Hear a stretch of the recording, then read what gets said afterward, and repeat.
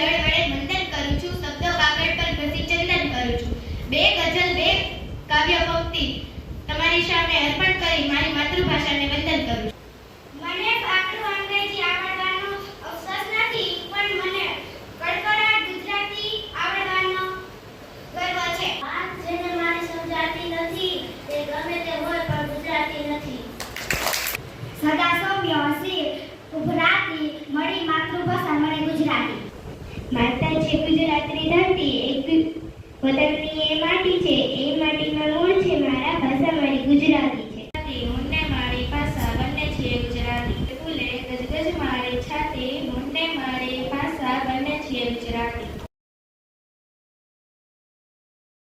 મારી માતૃભાષા ગુજરાતી છે.